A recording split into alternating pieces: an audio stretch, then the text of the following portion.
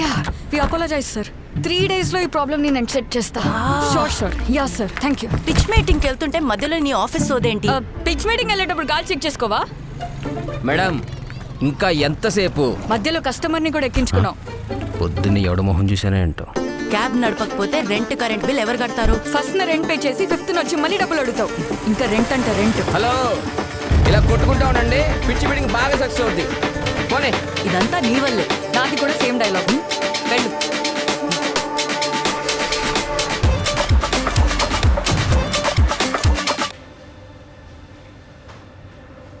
తేజు, మీ బిజినెస్లో customer relationships చాలా important కదా. How do you deal with your customers?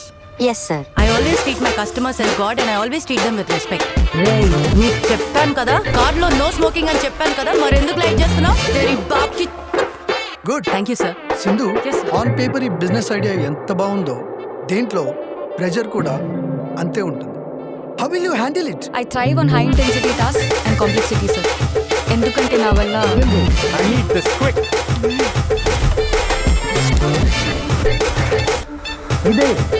ఇదే ఎనర్జీ కావాలి. Now tell me, how like minded you guys are? మీరు చెప్పినట్టే పాలు నీళ్ళల్లా ఎప్పుడు సింక్ లో ఉంటాం సార్. బట్ చూస్తే నాకు అలా అనిపించట్లేదే.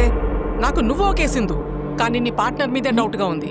ఇవాళ పిచ్ మీటింగ్ కి వస్తున్నప్పుడు ఇలా ఎవరైనా వస్తారా? This is so disrespectful to us.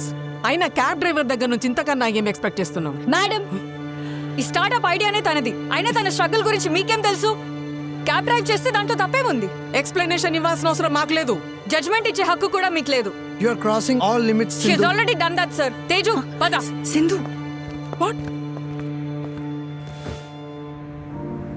నువ్వు నా కోసం అలా రియాక్ట్ అవుతావు అనుకోలేదు, కానీ ఇన్వెస్టర్తో అలా మాట్లాడకుండా ఉండాల్సింది. పొద్దున నువ్వు గాలి చెక్ చేసుకుని ఉంటే ఇదంతా జరిగేదే కాదు. నన్ను అంటున్నావా? ఇంకొక ఛాన్స్ రా, నీ చెప్తా. వచ్చిందండి వయ్యారి. తమరి కోసం మళ్ళీ ఇంకొక ఛాన్స్ పుట్టుకొస్తుంది.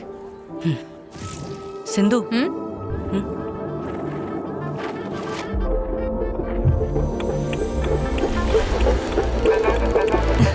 Cheers.